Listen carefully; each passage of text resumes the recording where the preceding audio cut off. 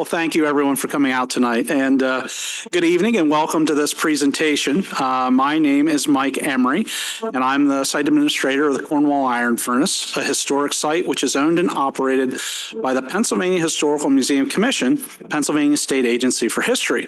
Our lecture tonight, A History of the Cornwall Estate, The Heart of Cornwall's Ironmasters by Susan Wentzel and Mike Trump, is brought to you by the Cornwall Iron Furnace Associates, a nonprofit support group that is made up of volunteers from the community. Our lecture tonight will be a hybrid consisting of people in the room here at Cornwall Manor and people at home watching on their computers. For those of you attending in person, we will gladly take your questions at the end of the presentation. For those of you on Zoom, please send your questions using the Q&A button, and we will address your questions at the end of the presentation as well. Of course, we are also recording this evening's lecture, and we'll place it on the museum's YouTube channel in the near future. So this is just like church, front row is all here for the willing. So, and that way you get extra good history if you sit up front. That's the way that works. So. Another new thing tonight is an online donation feature, which is available on the museum's website, as well as we're going to place that in the chat as well. So if you'd like to make a donation that way, we have that ability now. So thank you. We've come storming into the 21st century a few years late. So I want to introduce tonight's speakers, Susan Wentzel and Mike Trump. Susan is an artist, an author, educator, historian, historic preservationist, and lifelong resident of Cornwall, Pennsylvania, is well known for her original watercolor paintings of the historic buildings of Cornwall. Susan earned a Bachelor's of Science degree in art education from Millersville University and a master's degree in art from Kutztown University.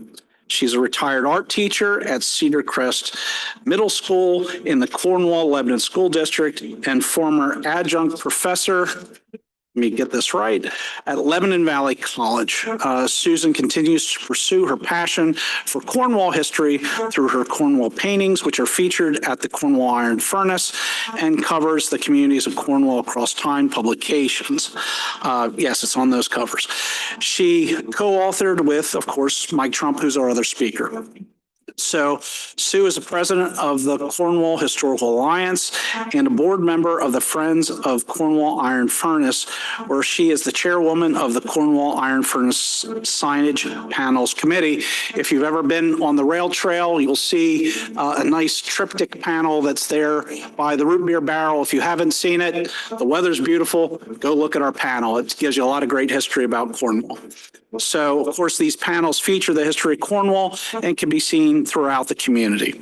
So Susan, along with her husband, Michael, and their two children, Elizabeth and Mark, have been very fortunate to reside at Cornwall in a historic carriage house, which they lovingly preserved. So our other speaker tonight, Michael A. Trump, is an educator, historian, author, artist, and historic preservationist, and is a resident of Rexmont. He is well known for his knowledge of local history, historic presentations, collection of historic photographs, and original hand-drawn Christmas cards depicting various buildings in his hometown. Michael earned an associate degree from Harrisburg Area Community College, a bachelor's in elementary education from Millersville University, and a master's degree in science education from Lebanon Valley College. A sixth grade teacher at Cedar Crest Middle School in the Cornwall-Lebanon School District, Michael continues to pursue his passions for preserving Cornwall history through his publications, Communities of Cornwall Across Time, a historic guide to the Mount Lebanon Cemetery, a calendar highlighting the life of Robert H. Coleman, the Colemans, Lebanon's royal family, and a driving tour of Lebanon County. Mike is a board member of the Lebanon County Historical Society, the Historical Preservation Trust of Lebanon County, and also a charter member of the Friends of the Cornwall Iron Furnace, where he currently serves as the board vice president. So please welcome our speakers, Sue Wentzel and Mike Trump.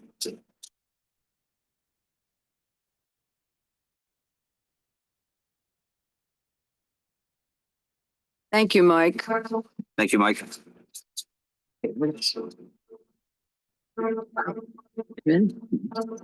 Thank you for your interest as we guide you through the formation and the evolution of Cornwall's illustrious historic estate, today known as Cornwall Manor.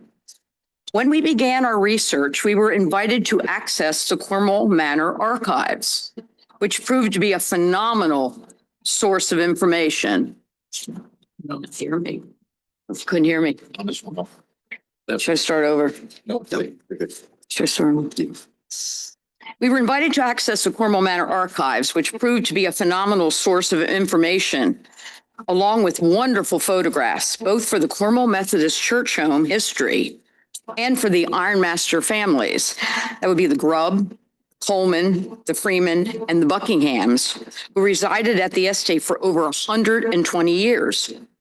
Little did we know what was in those metal vertical files of the Cornwall Manor archives. We combed through photographs of family members and estate structures of the mid-1880s to the early 1900s, most of which had never been seen before. We examined numerous family trees, interpreted maps, and deciphered some very challenging deeds to the property. Our program is twofold.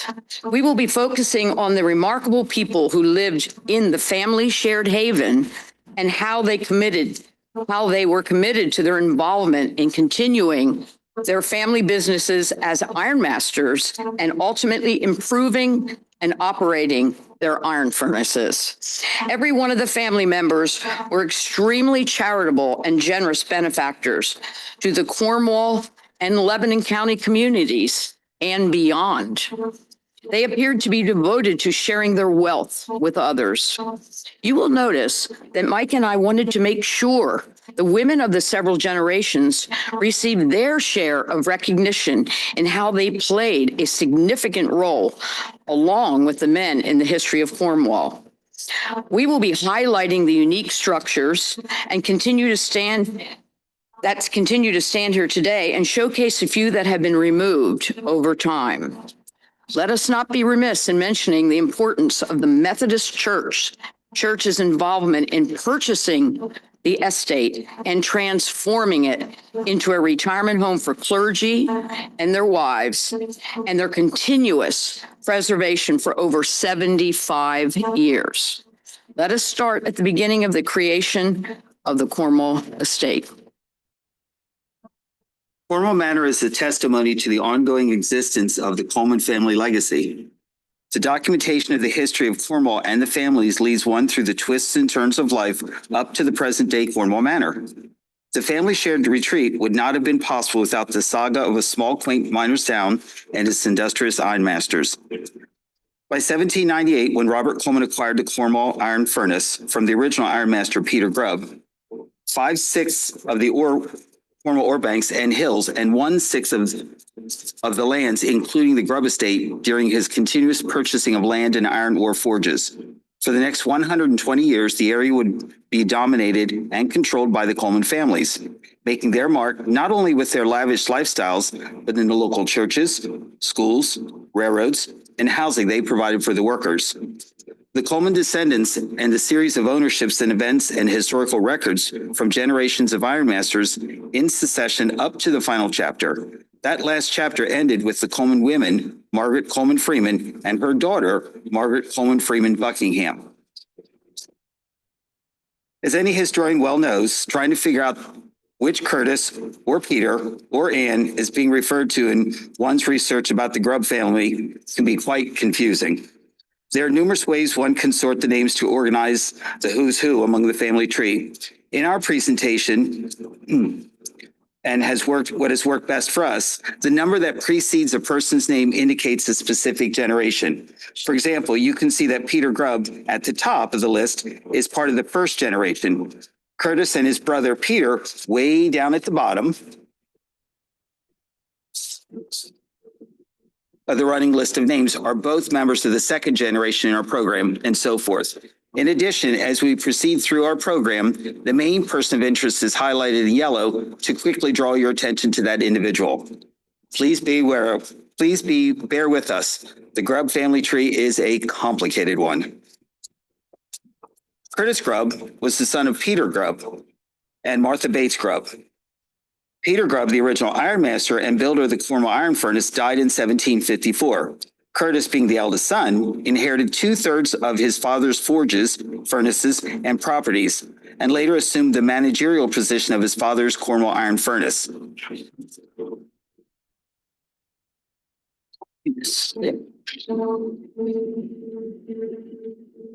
Curtis married Anne Few in Old Swedes Church in Wilmington, Delaware in 1754. The couple welcomed their son Peter Few the following year. 1 year later, Curtis left Anne to become a mariner on a ship bound for Europe, not returning for 6 years. Fearing Curtis had died, Anne Few Grubb remarried, only to realize that he was still alive. Curtis returned to Pennsylvania and petitioned the Provincial Assembly to grant him a divorce. The divorce was eventually given to him by Governor John Penn, who shortly thereafter passed an act in 1769 allowing Curtis to remarry. Being free to marry in the spring of 1772 at the newly constructed Grubb home in Cornwall, Curtis wed Elizabeth Carpenter, his second wife of Lampeter, Lancaster County, by Lutheran pastor Reverend John Casper Stover. The newlyweds moved into the mansion that same year. Elizabeth Carpenter Grubb, mother of Curtis Jr., and Elizabeth resided there for only a short duration at their Cornwall homestead until her untimely death in 1775. Hannah Bellerby Grubb, better known as Anne, moved into the Cornwall home in 1775, shortly after Elizabeth Grubb's sudden death, to help raise the two motherless children, Curtis Jr. and Elizabeth. Curtis's third wife, Anne Grubb, his 20-year-old cousin, lived at the Cornwall estate from the time of their marriage in 1783 and remained here until her death in January of 1795. Curtis and his second eldest son, Curtis Jr., resided at the Cornwall estate from 1772 to the time of their deaths in 1789 and 1790, respectively.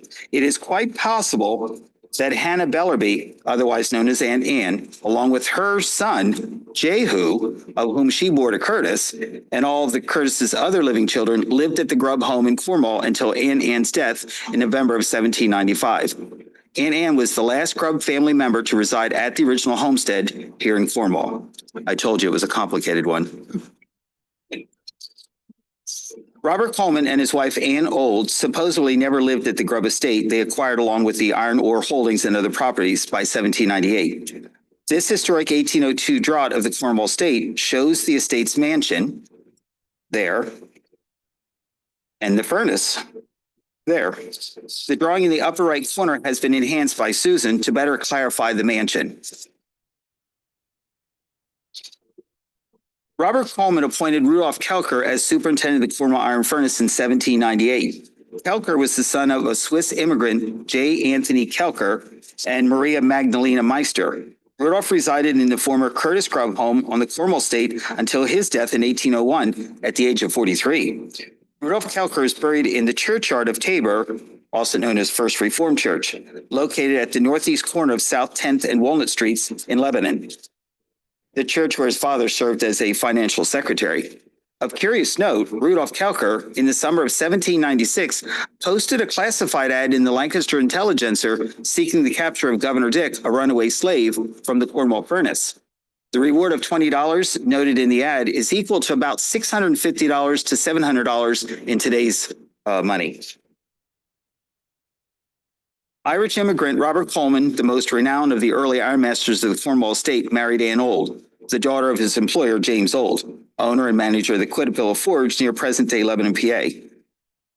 The Mr. and Mrs. Coleman, along with their 14 children, resided at the Colebrook Furnace and Elizabeth Furnace estates from 1776 to 1809, before they retired to Lancaster City, where they lived on King and Christian Streets from 1809 until their deaths in 1825 and 1844, respectively. Like the Grubb family tree, family names are often repeated and therefore causing much confusion. In addition, another confusion to the Coleman families is the reference to a specific branch. One easily can be confused by the connection between the Cornwall and the Lebanon branches. James Coleman, as seen highlighted in green, refers to the Lebanon branch of the Coleman family and is associated with today's Coleman's Park. whereas Thomas Bird Coleman, highlighted in yellow, is the Cornwall branch of this influential Pennsylvania family. However, occasionally the two family branches do intermingle in their business transactions. It is the Thomas Bird Coleman line that we will focus in our presentation. William Coleman, the eldest son of Robert and Ann Old, was born in Norristown, PA. William was appointed by his father to manage the newly purchased Cornwall estate, which included the original Grubb home. In addition, William served as president of the Downingtown, Ephrata, and Harrisburg Turnpike Company, originally chartered in 1803. This toll road connected these three places and later formed the basis for today's Route 322. William remained a bachelor, and we suspect that he not only resided here at the Cornwall estate, but more than likely in Lancaster as well as Philadelphia from 1801 until his death in 1837. His remains were brought from Philadelphia, where he died, for interment in Lancaster's St. James Episcopal Churchyard in August of 1837. Now we're going to move to Thomas Bird Coleman and Hannah Cassatt Coleman. Thomas Bird Coleman was the youngest son of the original Robert Coleman and Ann Old Coleman. Thomas Bird Coleman and his wife, Hannah, may never have lived at the estate. They lived in York County, Pennsylvania, operating Castle Finn Iron Forge. They both died at a young age. All of their surviving children retained their inherited interests in the vast estate from their father. These 6 children were raised by their Coleman grandparents. The children eventually came to live at the family shared summer haven on the Cornwall estate at some time in their lives. It was the Thomas Bird Coleman line of the next 2 generations that resided at the estate until it was sold to the Cornwall Methodist Church in 1949. Margaret Cassatt Coleman Freeman, second child of the Thomas Bird Coleman family and wife of William Grigsby Freeman, lived at the family shared summer and winter residence in Cornwall and also in Washington, D.C., respectively. Like her sister, Sarah H. Coleman, Margaret was very much involved in the operations of the Cornwall furnaces. She was responsible for the construction of the North Cornwall furnace in 1872 and continued to be involved in its operations. Along with her husband, William Grigsby Freeman, Margaret raised their 7 children. Margaret was also known for the kindness and charitable work, especially to the Epiphany Episcopal Church in Washington, D.C. William Grigsby Freeman, husband of Margaret C. Coleman, was born in Norfolk, Virginia. Beginning as a cadet at West Point and graduating among the class of 1834, his extensive military career, as seen here, spanned the next 22 years, where he rose through the ranks of the United States Army. Throughout his career, William was honored and given meritorious conduct awards for his gallantry in the Mexican War. In addition, from 1841 until 1849, he served as assistant to the Adjutant General's office in Washington, D.C., and was afterwards chief of staff to General Winfield Scott, commanding the Army headquarters in New York. His extensive military career came to an end upon his resignation in 1856, and thus spent the remaining last 10 years of his life here in Cornwall. Continuing with Thomas Bird Coleman line, Sarah Ann Coleman assumed an influential role in the Cornwall Iron Company Limited, which included her involvement with several iron furnaces in the Cornwall and Lebanon areas. Sarah took pride in the home's gardens, and in 1881 was responsible for construction of the Cornwall Estate's impressive greenhouse.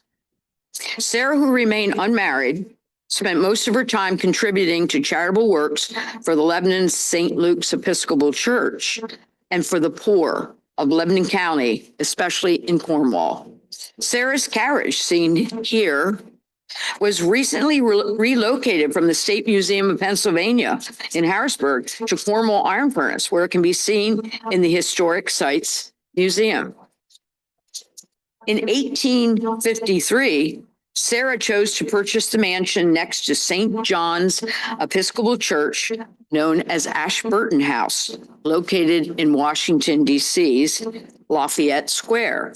The next year, Sarah generously deeded one half of her interests in the Washington, D.C. property to her beloved sister, Margaret C. Coleman, and her husband, William Grigsby Freeman.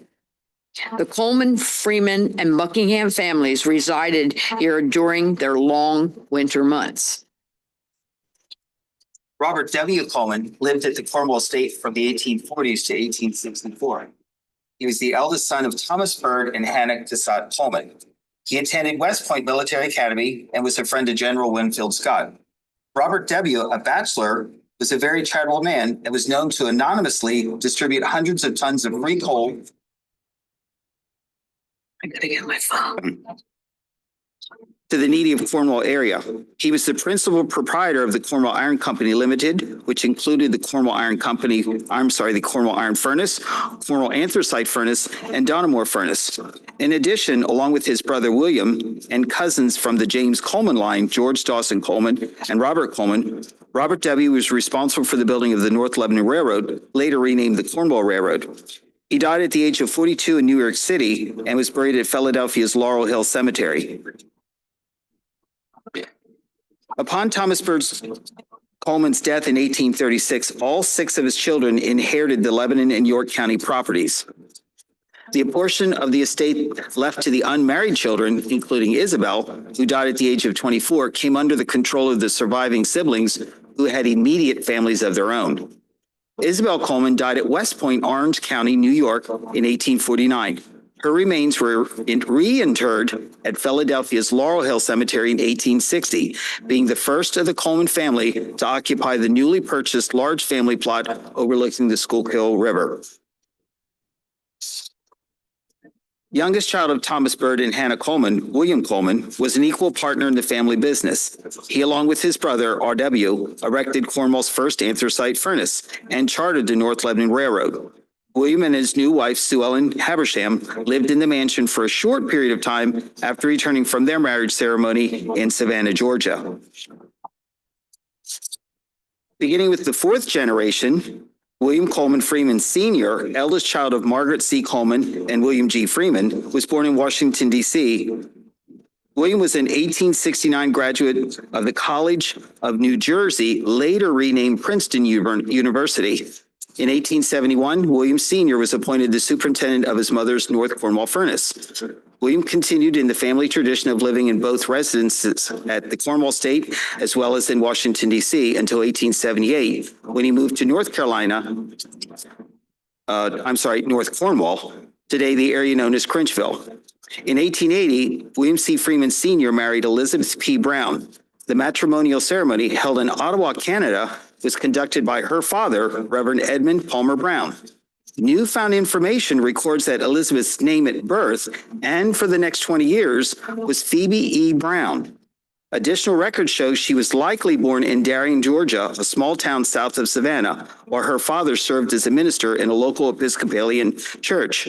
Less than 1 year after their marriage, Mrs. Freeman died in Cornwall, Pennsylvania, on February 3, 1881, 8 days after giving birth to their son, William C. Freeman, Jr. Continuing with the senior Freeman, by 1884, he was chairman and treasurer of the newly established Cornwall Iron Company, president of the Cornwall Railroad, chairman and treasurer of the Robezonia Iron Company, and secretary of the Cornwall Ore Bank Company. Freeman was a lover of horses and fine cattle.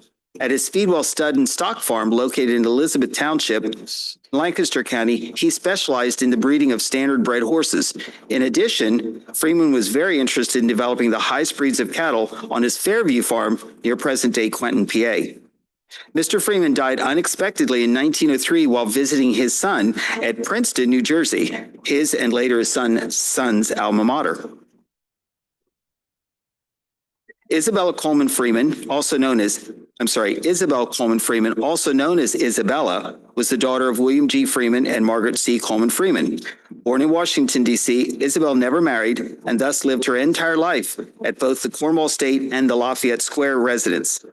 Isabel was a lifelong benefactor, as were her siblings, to the Epiphany Episcopal Church in Washington, D.C., paying for the construction of its parish center, as well as gifting a set of bells to the church.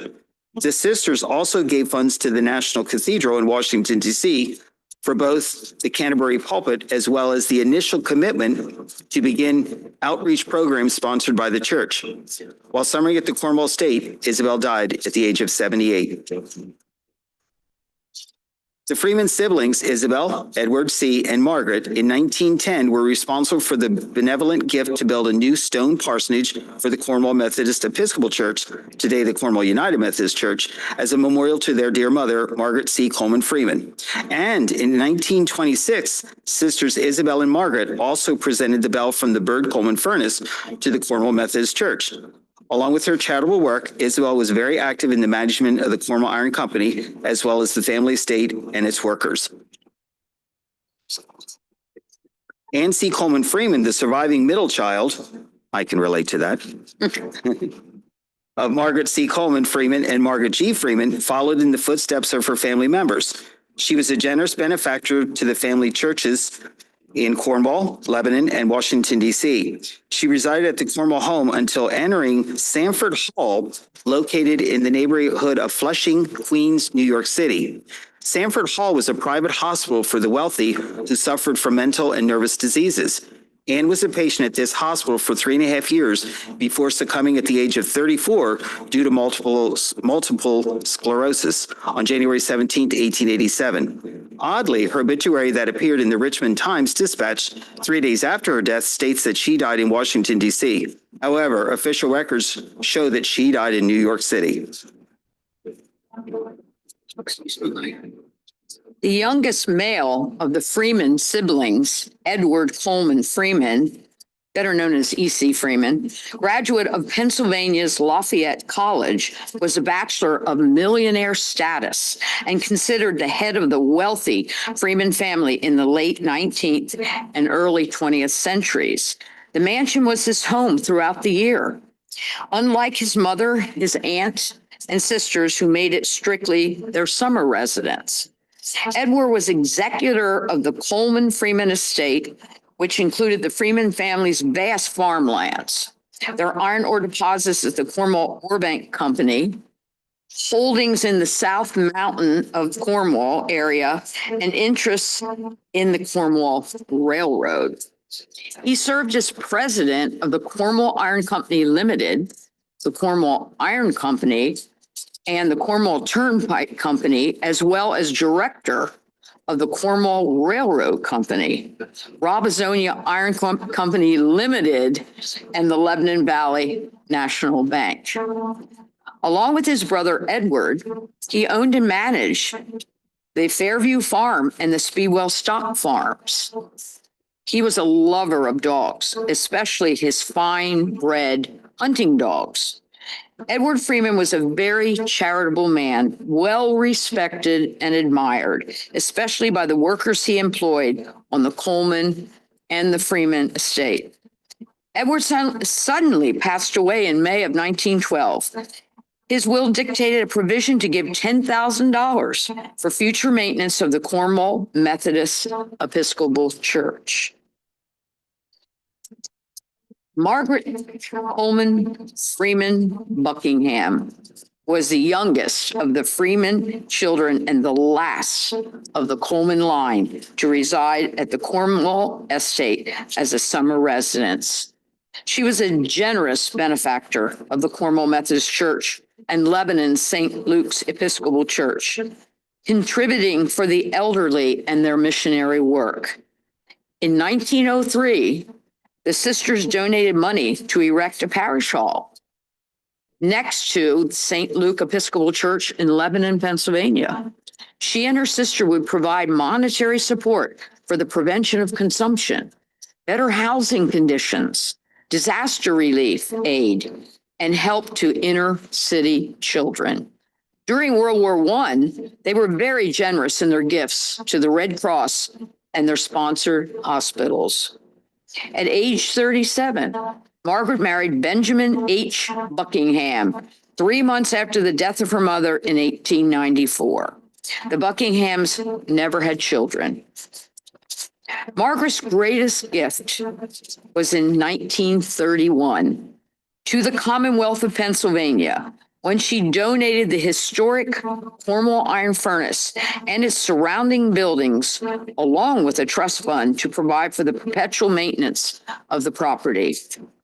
2 acres were included with the furnace property grant. In addition, in 1935, Mrs. Buckingham deposited with the state treasurer $35,000 into a trust fund. Son of a Presbyterian minister, Benjamin H. Buckingham was born in Canton, Ohio on February 11th, 1848. He graduated number 2 in a class of 74 students from the United States Naval Academy in 1869. Benjamin served on board the U.S. ships, that would be the Sabine, the Saginaw, and Alaska. He was promoted in 1874 to lieutenant. During his extensive naval career, he was among the staff of ambassadors as the United States Naval Attaché in London, Paris, Berlin, and St. Petersburg. Buckingham had charge of the United States Naval exhibit at the Paris Exposition in 1878 and the New Orleans Exposition in 1884. He also served as assistant to Theodore Roosevelt, who was also an assistant to the United States Navy. After Buckingham's retirement in 1898 from the military, he served on the board of the Cornwall Iron Company, was president of the Cornwall Railroad Company, and vice president of Lackawanna Iron and Steel Company. While hunting and fishing in Currituck, North Carolina, Buckingham suddenly died of a heart attack on January 16, 1906. At the request of his family, funeral services held at Washington, D.C. Mansion were devoid of all military features. However, a detail of blue jackets and enlisted sailors from the United States Naval Yard acted as body bearers, and an assemblage of high-ranking naval officers accompanied the remains to the Union Station, where it was taken to Philadelphia's Laurel Hill Cemetery. The fifth and final Coleman generation associated with the Cornwall estate. William C. Freeman Jr. was born in Cornwall Township, Lebanon County. After the death of his mother, Elizabeth, just a week after his birth in 1881, William became a frequent visitor to the Cornwall estate. His aunts nurtured young William and helped to raise him as their own before he entered Hill Boarding School for Boys in Pottstown, Pennsylvania.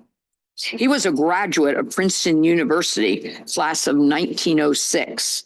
He was associated with Cornwall's iron industry until the Bethlehem Steel Corporation bought out his family enterprises. The Freeman estate under his supervision was comprised of 4,000 acres of timberland and farms, totaling 860 acres.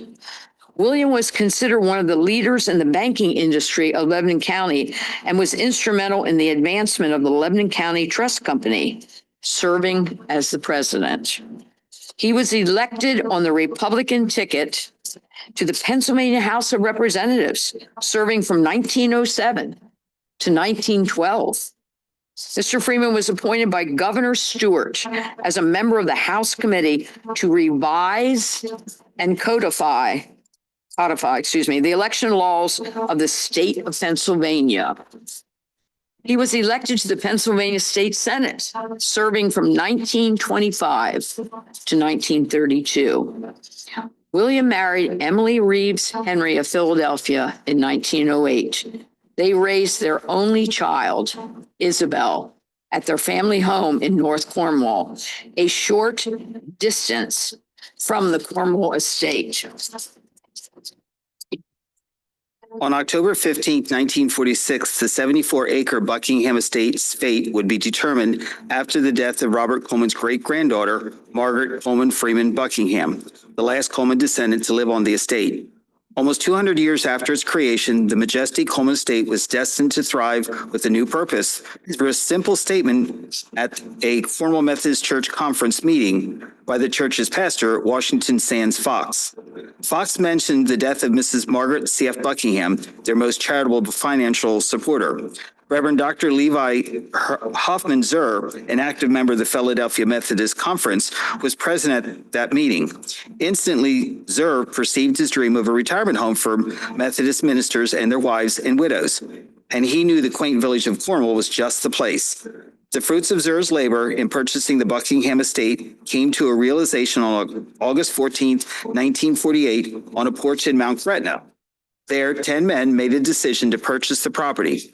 The actual title was transferred to the Chartered Methodist Church on February 15, 1946. The Lebanon Daily News headline proclaimed it best: Iron Empire's castle at Cornwall is prize package for the church. All was made possible through embracing one minister's vision and the desire of one's benevolent woman, Mrs. Margaret Buckingham, to preserve and repurpose an historic estate. Last owner of the estate, Margaret's nephew, William C. Freeman Jr., agreed to sell the estate in keeping with his aunt's wishes, that the estate would be sold to a worthy owner or group that would retain its history and dignity. For the latter part of our presentation, we would like to share photographs of the mansion, gardens, and other historic buildings and structures of interest on the estate. All these physical elements clearly epitomize the wealth and status of the Ironmasters, who were barons of their industry, living in high style with their families for several generations. They were truly the gentry throughout the 1800s, enjoying their prestigious family haven. Amazingly, the mansion, outbuildings, and other historic gems still exist on the vast property. Built in the 1870s to protect the grand estate of Cornwall's royal family from unwanted outsiders, this gatekeeper's house marked the distinct dividing line between the workers and the ironmaster. This Gothic revival-style sandstone structure once served as a cottage for retired estate workers. Following the formation of the Cornwall Ore Bank Company in 1864, this neatly cut pink sandstone building was constructed along the perimeter of the estate. It served as a gatehouse to mark the stark boundary between the workers' social standing and the master's high place in society. Beginning in 1875, the Cornwall Iron Company Limited and the Cornwall Estate used it as a paymaster's office, building until its holdings were dissolved and purchased by the Bethlehem Steel Company in 1916. Prior to the purchasing of the building by the United Methodist Church home, this charming structure had served as an office for Mrs. Ruth Cupp, secretary for Senator William C. Freeman Jr. for over 20 years. In 1950, the former paymaster's office was purchased as a separate tract from the Freeman family. 15 years later, the massive decorative sandstone columns that supported the gate and fence adjacent to the building were relocated to the main entrance on Boyd Street by the Methodist Church home to serve as the new entrance to the campus. The mansion, which reflected a traditional Georgian style of architecture, was originally built by the Grubb family in 1772. By 1798, the mansion was acquired by Robert Coleman, who gave it to his eldest son, William, 3 years later.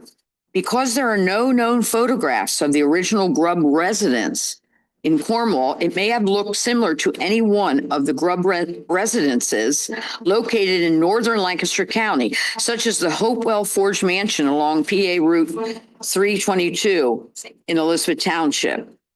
It still stands there today. During the optimistic quarter century before the American Civil War, families of accumulated wealth had more design options in architecture, especially in the very popular Italianate styles published in Andrew Jackson Downing's pattern books of the 1830s to the 1850s.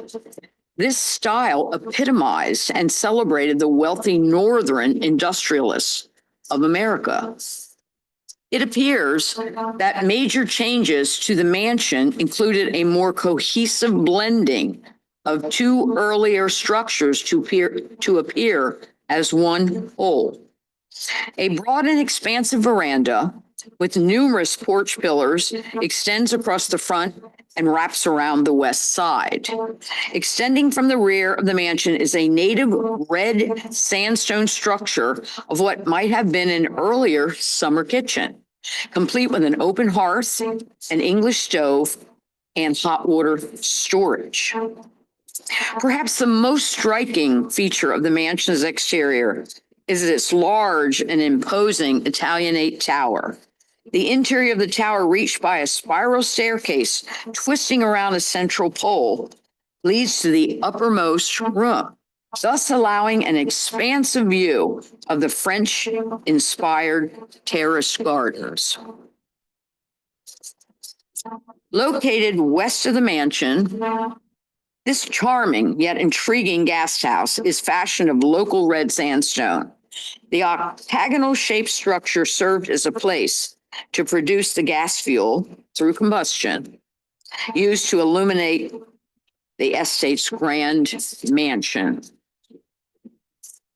Cornwall Methodist Church and former Cornwall store both had similar structures located nearby.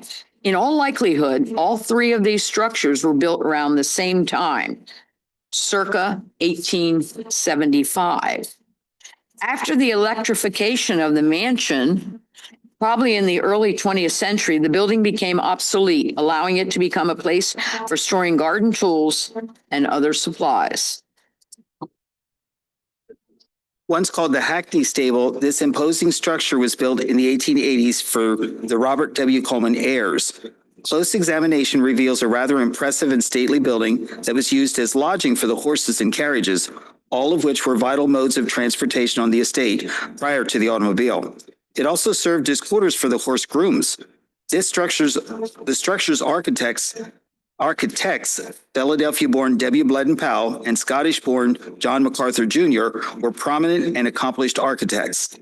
The wooden rear stable entrance gate, which remains today, features a tray-full design opening to a cobblestone courtyard. In 1953, the former stable was named in honor of Thomas Bradley, whose foundation was pivotal in repurposing the Buckingham carriage house for living quarters for the residents. The former bank barn on the manor's property was probably constructed during the 1860s. The barn was banked, giving access to the upper levels for the processing and storing of grain. In 1957, the former barn was repurposed as a fellowship hall and dedicated to the memory of William C. Freeman, Jr.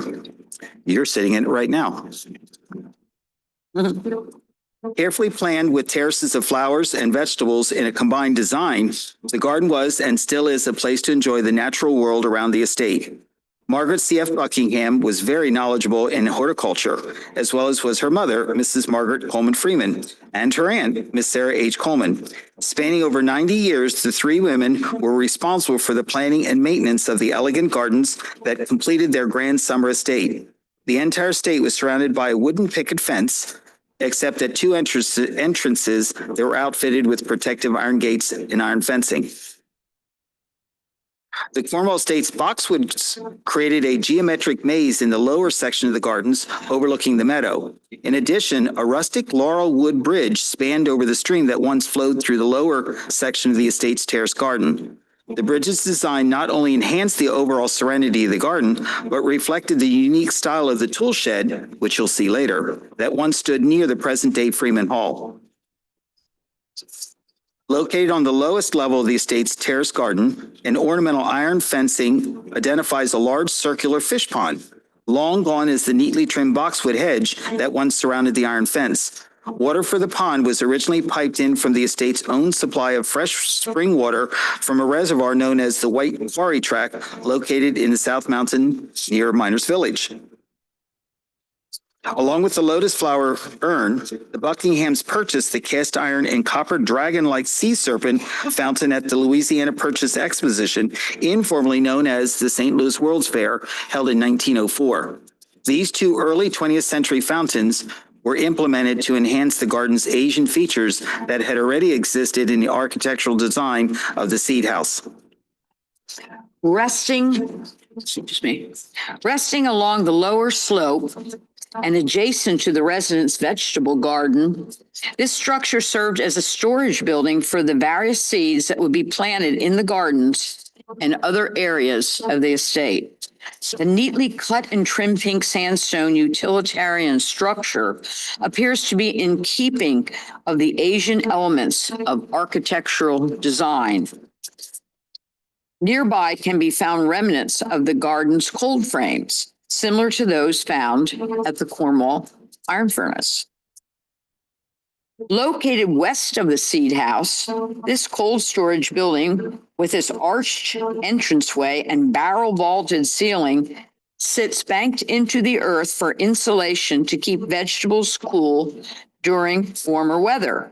Its stair-step gable end of Corby design, otherwise known as Crow stepped gable, is derived from the Scots. Its construction is a convenient way to finish the brick courses at the top of a triangular gable end of a building. This distinct structure was used to store and refrigerate vegetables, especially celery. At the Cornwall estate, 1,000 to 2,000 bundles of celery were kept in the bank storage house, buried, watered, and later shipped to the family's mansion in Washington, D.C. during the winter months.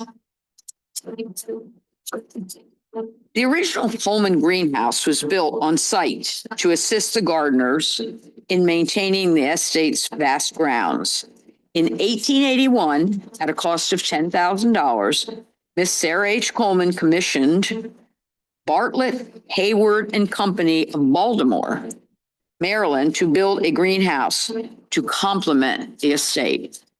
The grand Gothic style conservatory, rather than just a greenhouse, was constructed with a native sandstone foundation, numerous arched glass expanses, and capped with an ornamental cresting at its roof lines. A massive decorative chimney provided ventilation for the steam heating system, currently heated with gas.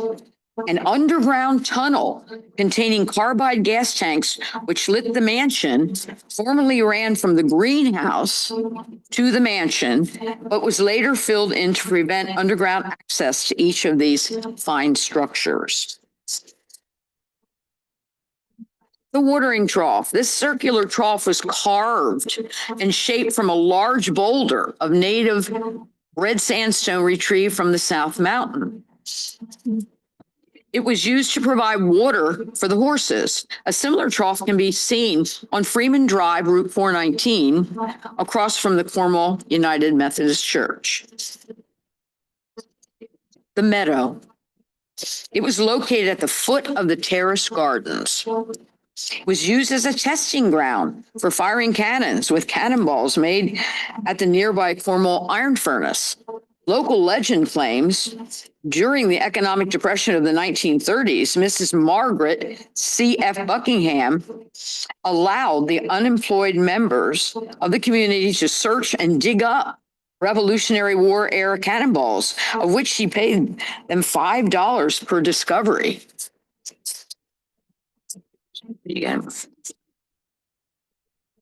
The following slides focus on a few of the structures that no longer stand on the former estate's property.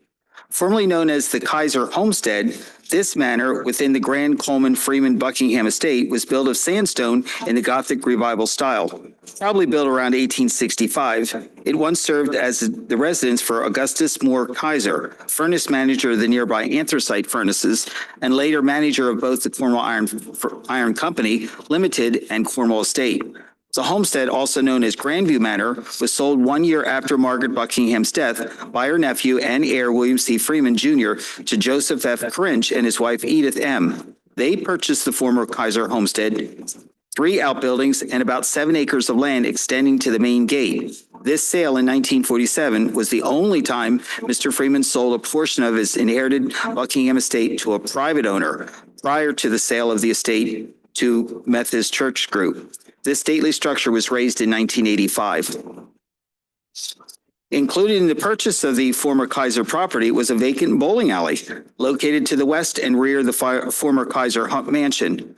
Historic records simply do not exist proving its year of construction. However, it is quite possible that it was built sometime in the late 1880s, a time in America when it became fashionable among the social elite to have 10-pin bowling alleys installed in the basement of one's mansion or within a pavilion erected on the estate. The Coleman family would certainly have been no exception among their class.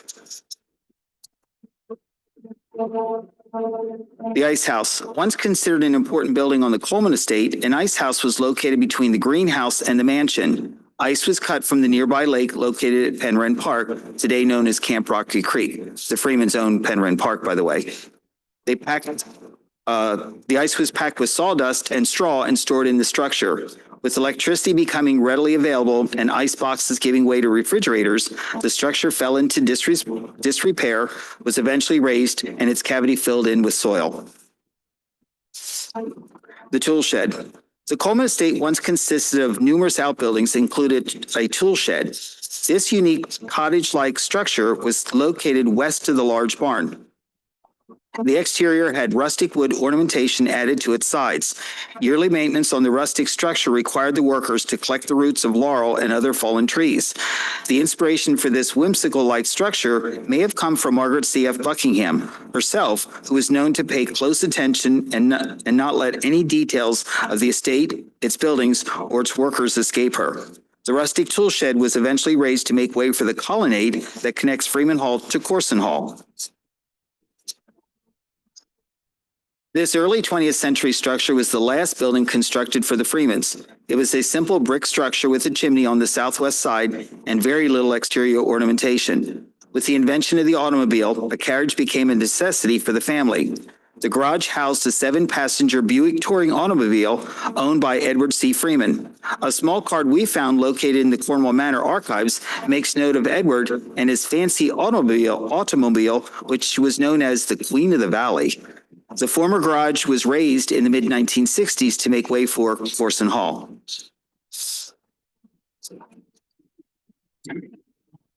In closing, the Cornwall estate has definitely stood the test of time.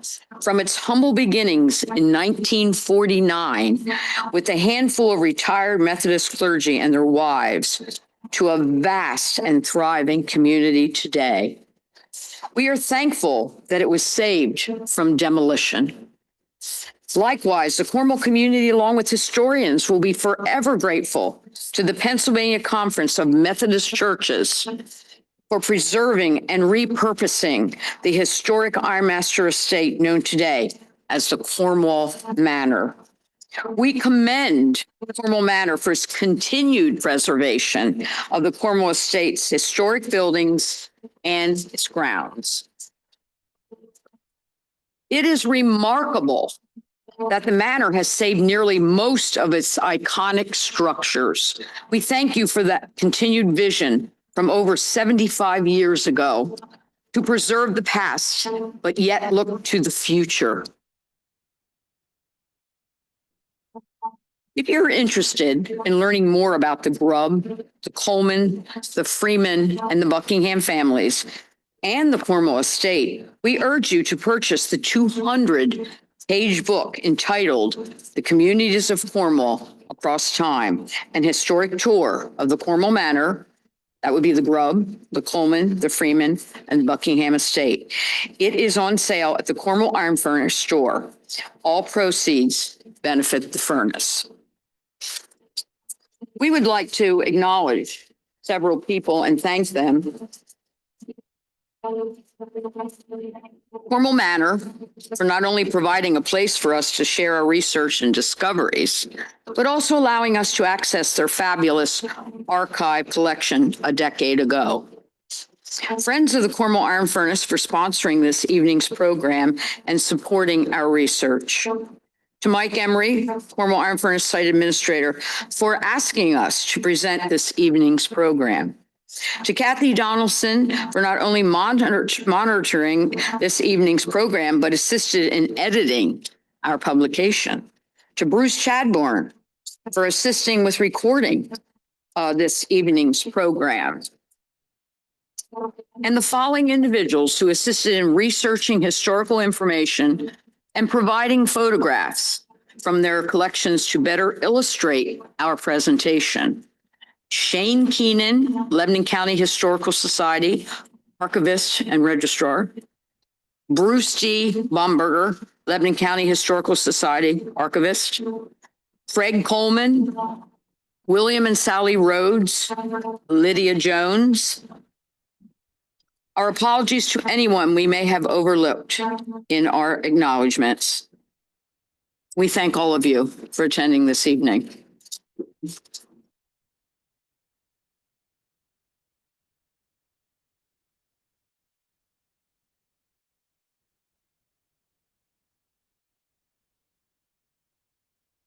You have any questions? Does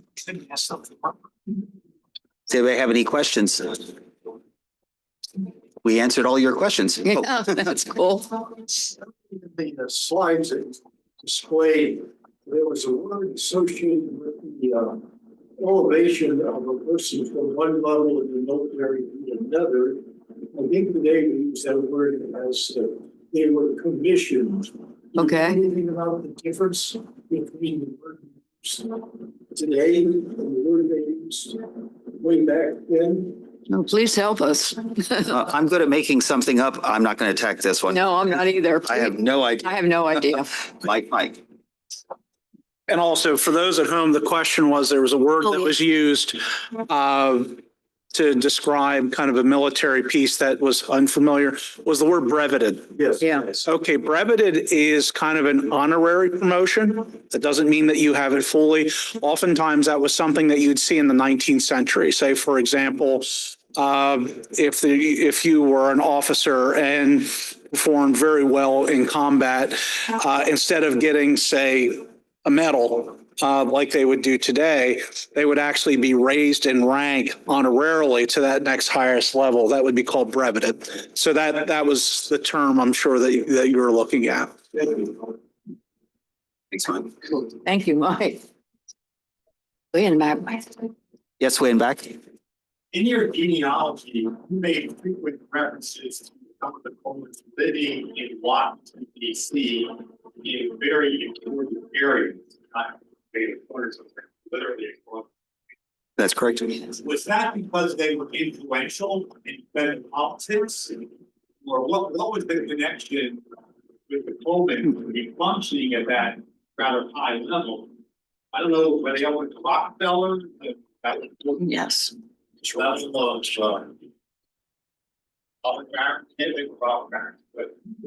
that, you know, in that era, that they were functioning in starving. For the folks at home, the question was about the Freeman home that was in Washington, D.C., that it was central to Washington, D.C., not in one of the backwaters. Did you all want to take that? It's a very good question. We don't know why. That was the better part of town. I know what The people that had that house, why it's called Ashburton House, is that there was a Lord Ashburton, Yes. who was a British minister and was important in a kind of a treaty and going back and forth with the United States. So it was this kind of very grand house in a very nice part of town. So I think it had less to do with their attempting to influence government. Just that's where the big, nice houses were located, and that's where rich people tend to go. I would like to add some. I would like to add something also. You probably noticed the husbands had fabulous military careers. And I know there's a relationship with like William Grisby Freeman, and he was he's considered an assistant to the adjutant general. And I think through the military, that's what brought them there. And that's how they probably ended up with that.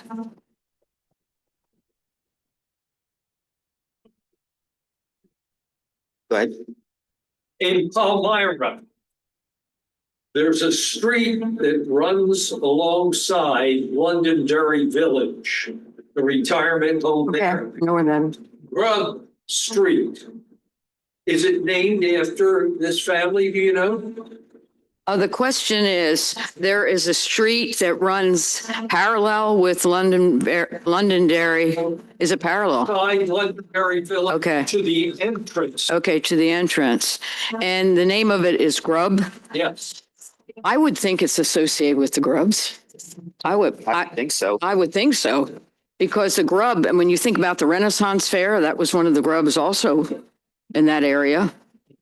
But we don't know for sure, but I would say yes for that one. So we have a question online. Someone asked Hannah Kassan. She related to the artist. Kassan. We had that in, Had it in there and we took it out. we took it out. Yes. If you could repeat. Do we have it in there yet? Let me take it out. The question was that that would be Thomasburg Coleman's wife, Hannah. Her family was a Cassatt family, and yes, that there is a relationship there, a cousin of the artist. As well as Go ahead. a Cassatt, I think his first name was Samuel. He was president of the Pennsylvania Railroad. He was the 7th president of the Pennsylvania Railroad. And we did some research on that, and we knew we had to keep our program under a certain time. Put that in. And so we pulled that out. That was my fault. And I thought, I think we got to keep that. That was kind of cool.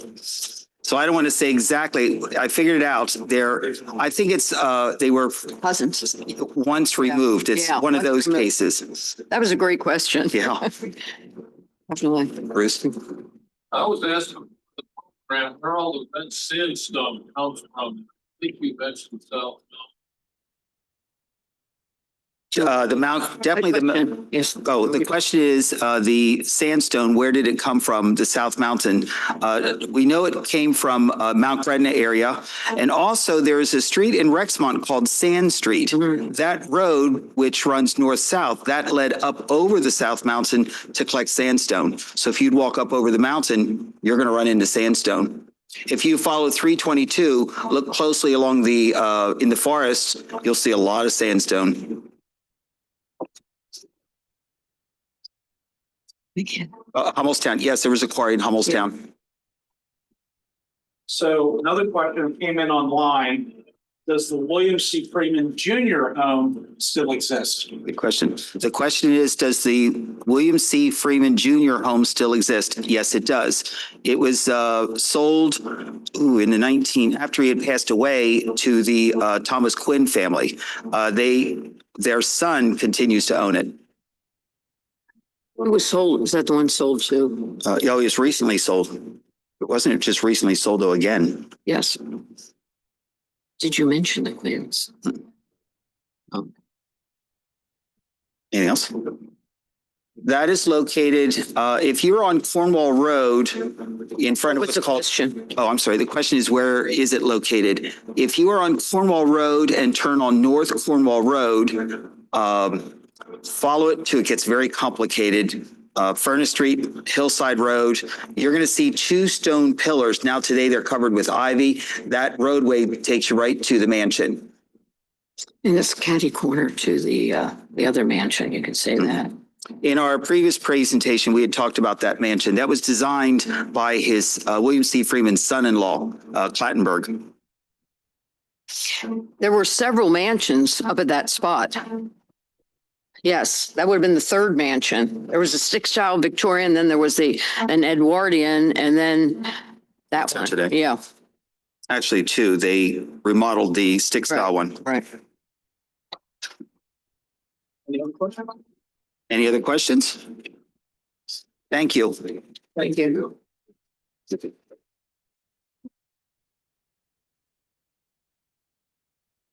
Well, I know that presentation certainly had a lot of meaning to the residents that are here to kind of understand the family. And, as I used to say at the ballpark, you can't tell the one player from another without a program. And tonight, this program really put in a very nice and distinct way what those different generations are, how they're related. And if you didn't catch it the first time, of course, we have this recorded. It will go on our YouTube channel, and you can watch it in perpetuity. Hopefully many, many times over. And of course, our presenters tonight are, very generous with their time. And they are, would be able to answer those questions. So if you wanted to contact the furnace. So let me go ahead and we'll wrap things up. Of course, if you did enjoy the program tonight, we do have a basket there in the back. If you have a few dollars, we would appreciate it. But thank you all for joining us for this lecture. I especially want to thank Susan Wentzel and Mike Trump for their presentation, and for Kathy Donaldson, Lydia Jones for helping to organize the virtual talk, and of course, Bruce Chadbourne for his technical expertise, which always comes very valuable. If you didn't watch us run around here a little bit earlier, every time that we do one of these, Zoom likes to throw us with just a little bit of a curveball that's different from the last time. So it's never the same show from us from a technical standpoint. So really thank Bruce for all his help there. Also want to thank the Friends of the Cornwall Iron Furnace who sponsored the program, and of course Cornwall Manor for allowing us to use this wonderful space. So please join us for our next lecture on Tuesday, October 14th, when Jim Polzinski will present a lecture about a noted Coleman descendant, James Coleman Drayton, who was mentioned quite recently in season 3 of Julian Fellowes' show, The Gilded Age. So this is, again, another relative, and if you're a fan or heard of the show, or just want to see how the other half lived 140 years ago, and you think reality TV is something new, they didn't have the TV, but the reality was just the same. So you get to learn about that. So our next events that will be held is on October 4th, when the museum will be having guided tours of Bird Coleman Village. Those will be led by Mike and Sue. So if you're interested in that, just contact the museum and we can sign you up for a tour. And then on October 25th, we'll be offering evening tours of Cornwall Iron Furnace, which we have slots, so you can contact us for that as well. It's a rare time to go ahead and see Cornwall after dark. It's a completely different experience. And of course, the furnace operated 24 hours a day. So you'll see what the night shift looked like. And of course, the night shift always had more fun. So please remember that the museum is open Friday through Sunday for tours. And please check our website for details about tour information. And of course, please stay safe and good night.